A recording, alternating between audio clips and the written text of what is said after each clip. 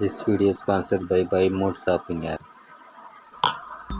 ஒரு ஊரில் ஒரு நபர் என்ன பண்ணார், தாங்கிட்ட இருந்த ஒரு 500 ரூபாய் நோட்டை அச்சு அசலாக ஒரிஜினல் நோட்டு மாதிரி ஜெராக்ஸ் எடுத்துட்டாரு. அந்த ஜெராக்ஸ் 500 ரூபாய் நோட்டை எடுத்துகிட்டு ஹோட்டல் வச்சுருக்கிற தன்னுடைய மச்சானை பார்க்க போனார்.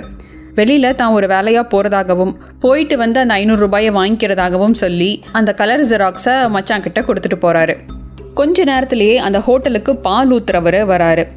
தனக்கு ஒரு 500 ரூபாய் அவசரமாக தேவைப்படுறதாகவும் அதை தனக்கு வர வேண்டிய பால் கணக்கில் கழிச்சுக்க சொல்லி கேட்குறாரு. அது காலையில் நேரங்கிறதுனால கல்லாவில் இன்னும் 500 ரூபாய் சேரல.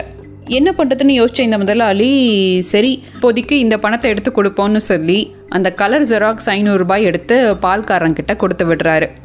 அதை வாங்கிட்டு அங்கேருந்து கிளம்பின பால்காரர் நேராக டாக்டர்கிட்ட போகிறாரு. முந்தின நாள் அவருடைய மகனுக்கு வைத்தியம் பார்த்ததில் பாக்கி வச்சுருந்த அந்த 500 ரூபாயை டாக்டர்கிட்ட கொடுக்குறாரு. இருங்க அவசரப்பட்டு வீடியோவை ஸ்கிப் பண்ணிடாதீங்க. அங்கே சுற்றி இங்கே சுற்றி இந்த 500 ரூபாய் ஜெராக்ஸ் எடுத்த அந்த நபர்கிட்டையே தான் வந்து சேரப்போகுது. தன் வினை தன்னை சுடும்னு தானே சொல்ல போகிறீங்க அப்படின்னு நீங்கள் யோசிக்கலாம். இல்லைங்க, அங்கே தான் உங்கள் மண்டையை குழப்புற மாதிரி ஒரு சின்ன கேள்வி இருக்குது. பார்க்கலாம் எத்தனை பேர் அதுக்கு சரியான பதில் சொல்கிறீங்கன்ட்டு. இப்போ இந்த டாக்டர் தான் குழந்தைகளுக்கு துணி தைச்ச டெய்லர்கிட்ட போய் அவருக்கு கொடுக்க வேண்டிய பாக்கி பணமான 500 ரூபாயை கொடுக்குறாங்க. அந்த டெய்லர் நேராக ஹோட்டல் கடைக்காரர்கிட்ட வந்து தான் வீட்டு விசேஷத்துக்கு அங்கே சாப்பாடு எடுத்ததுக்கு உண்டான 500 ரூபாய் பாக்கியை அங்கே கொடுக்குறாரு. அதே ஜெராக்ஸ் 500 ரூபாய் நோட்டை எடுத்து தான் மச்சாங்கிட்ட கொடுக்குறாரு ஹோட்டல் கடைக்காரர். அந்த பணம் தான் எடுத்த ஜெராக்ஸ் தான் அப்படின்னு தெரிஞ்சுக்கிட்ட இந்த நபர் அதை சுக்கு நூறாக கிழித்து காற்றுல பறக்க விட்டுட்டு அடுத்த வேலையை பார்க்க போயிட்டாரு.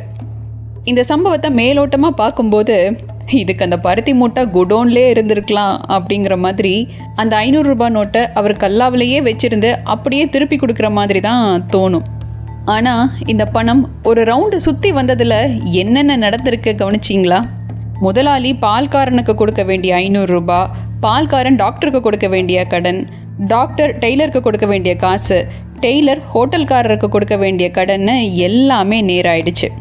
இந்த நோட்டு சுற்றி வந்ததில் யாருக்கு நஷ்டம்னு நீங்கள் நினைக்கிறீங்க? உங்கள் பதிலை கமெண்ட் பாக்ஸில் போடுங்க. இது போன்ற மற்றும் ஒரு பதிவில் உங்களை சந்திக்கும் வரை உங்களிடமிருந்து விடைபெறும் நான் திவ்யதர்ஷினி. நன்றி.